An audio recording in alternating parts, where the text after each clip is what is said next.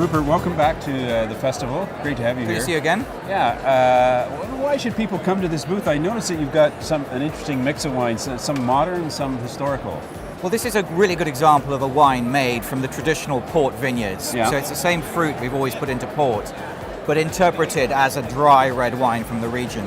This is one of the most exciting. I mean, this region's only really been alive for the last 20 years, and it's now coming into its own.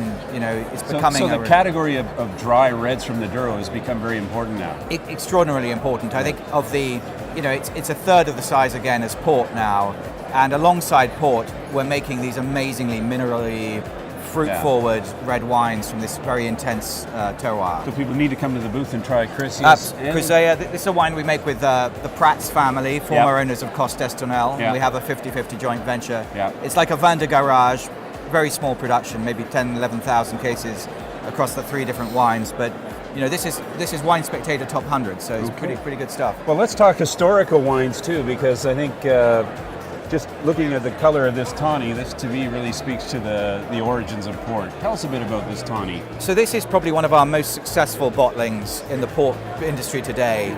20-year-old tawny, obviously, as the name suggests, it takes 20 years to come around.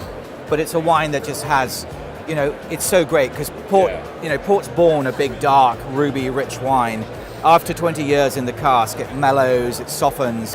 Rupert, there's a great secret about tawny port. It's aged forever and it lasts forever.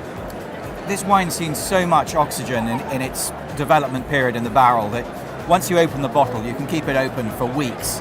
So it's an amazing deal. I mean, so you can have a glass every night, and there's no real deterioration. I mean, it's a $60 bottle of wine, but it'll last you for at least you'll get sort of 6 one night. 6 nights worth of pleasure out of it. Cheers.